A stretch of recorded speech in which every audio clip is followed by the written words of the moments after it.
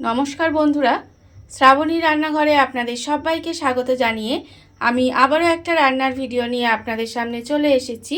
আজকের আমি আপনাদের ফুলকপি, আলু আর কুমড়ো দিয়ে একটা অসাধারণ রেসিপি বানিয়ে দেখাবো।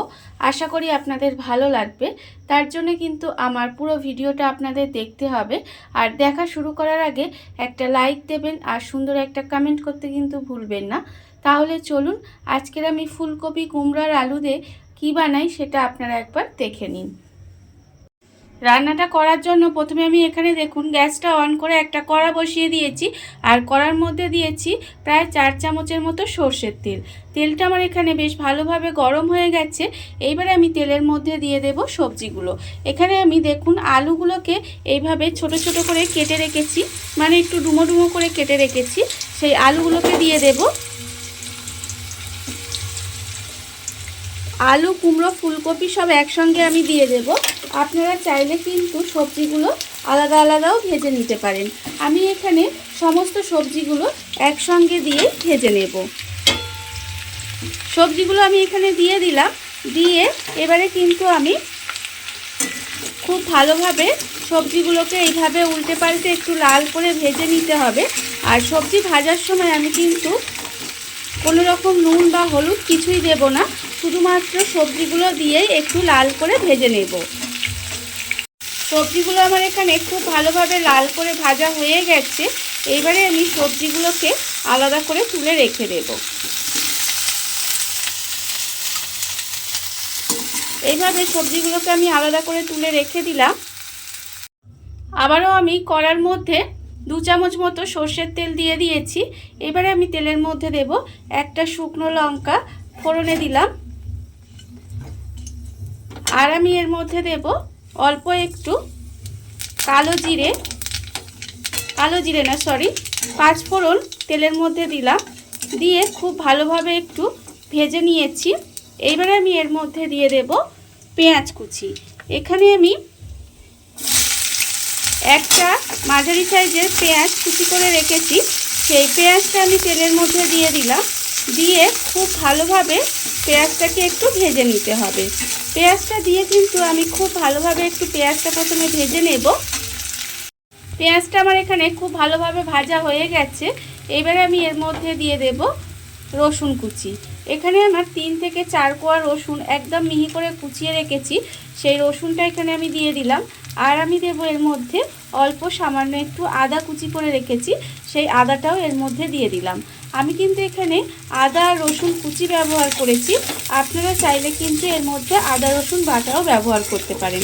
এবারে আদা রসুনটা দিয়ে খুব ভালোভাবে একটু ভাজা ভাজা করে নেব, যাতে আদা রসুনের যে একটা কাঁচা গন্ধ থাকে সেটা চলে যায়। আদা রসুনটা দিয়ে আমি একটু ভাজা ভাজা মতো করে নিয়েছি। এবারে আমি এর মধ্যে দিয়ে দেব টমেটো কুচি। এখানে একটা ছোট সাইজের টমেটো একদম কুচি করে রেখেছিলাম, সেই টমেটোটাও এটা দিয়ে দিলাম। এবারে টমেটোটা দিয়েও কিন্তু খুব ভালোভাবে একটু ভাজা ভাজা মতো করে নিতে হবে। দেখুন এইভাবে টমেটোটা দিয়েও কিন্তু আমি একটু রান্না করে নেব। টমেটোটা দিয়েও কিন্তু আমি 1 মিনিট মতো একটু রান্না করে নিয়েছি। এবারে আমি এর মধ্যে দিয়ে দেব গুঁড়ো মশলা। গুঁড়ো মশলার মধ্যে রেখেছি এখানে আন্দাজ মতো নুন আর চিনি। আর আমি দেব এখানে 1/2 চামচ হলুদ গুঁড়ো, 1/2 চামচ লঙ্কার গুঁড়ো, 1/2 চামচ ধনের গুঁড়ো, 1/2 চামচ জিরের গুঁড়ো আর 1/4 চামচ মতো কাশ্মীরি লঙ্কার গুঁড়ো। সমস্ত গুঁড়ো মশলা আমি এখানে দিয়ে দিলাম। এবারে আমি এর মধ্যে অল্প সামান্য একটু জল দেব, তার কারণ গুঁড়ো মশলা যেহেতু আমি দিয়েছি, আমি যদি জলটা না দিই তাহলে মশলাটা পুড়ে যাবে, তখন কিন্তু রান্নাটা খেতে ভালো লাগবে না। সেই জন্যে অল্প একটু জল দিলাম। দিয়ে এবারে মশলাটা আমি খুব ভালোভাবে কষিয়ে নেব। যতক্ষণ না পর্যন্ত তেলটা ছেড়ে দেয় ততক্ষণ পর্যন্ত খুব ভালোভাবে একটু কষিয়ে নিতে হবে। মশলাটা আমার এখানে খুব ভালোভাবে কষানো হয়ে গেছে, মশলা থেকে তেলও ছেড়ে দিয়েছে। ঠিক এই সময় আমি যে সবজিগুলো এখানে ভেজে রেখেছিলাম সেই সবজিগুলো আমি এর মধ্যে দিয়ে দিলাম। সবজিগুলো দিয়ে সবজির সঙ্গে মশলাটা কিন্তু এবার খুব ভালোভাবে কষিয়ে নিতে হবে। খুব ভালোভাবে কিন্তু সবজির সঙ্গে মশলাটা এইভাবে আমি কষিয়ে নেব। সবজির সঙ্গে মশলা আমার খুব ভালোভাবে কষানো হয়ে গেছে। এবারে আমি এর মধ্যে দিয়ে দেব জল। এখানে আমি পরিমাণ মতো জল দিয়ে দেব।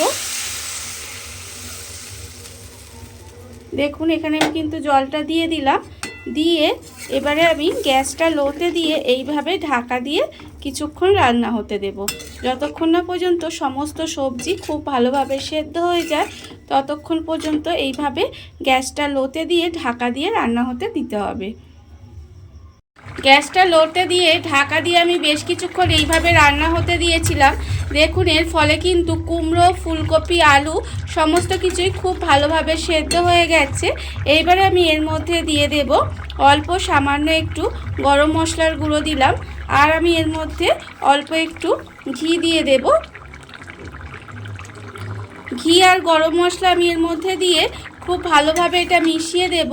মিশিয়ে দিয়ে এইভাবে কিন্তু আরও 5 মিনিট মতো একটু রান্না করে নেব। রান্না করে নিলেই কিন্তু রান্নাটা আমার এখানে রেডি হয়ে যাবে।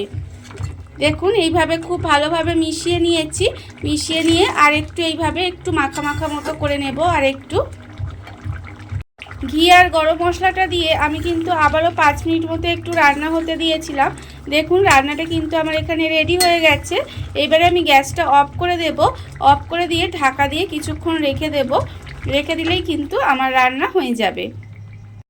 দেখুন বন্ধুরা, বাড়িতে থাকা কত অল্প উপকরণে কত অল্প সময় কত সুন্দর একটা ফুলকপি আলু কুমড়ো রেসিপি তৈরি হয়ে গেছে, আপনারা দেখতেই পেলেন। আর এটা কিন্তু ভাত, রুটি, লুচি, পরোটা যে কোনো কিছুর সাথেই খেতে কিন্তু অসম্ভব ভালো হয়। একবার হলেও এইভাবে বাড়িতে বানিয়ে দেখতে পারেন। আর এই ভিডিওটা যদি আপনাদের ভালো লেগে থাকে, আপনারা যদি ফেসবুক থেকে দেখে থাকেন পেজটি ফলো করে দেওয়ার অনুরোধ রইল। আর যদি ইউটিউব থেকে দেখে থাকেন চ্যানেলটি সাবস্ক্রাইব করে নেওয়ার অনুরোধ রইল। তাহলে চলুন ভিডিওটা আমি এখানেই শেষ করছি। আপনারা সবাই ভালো থাকবেন, সুস্থ থাকবেন। আবারও হাজির হব নতুন কোনো রান্না নিয়ে।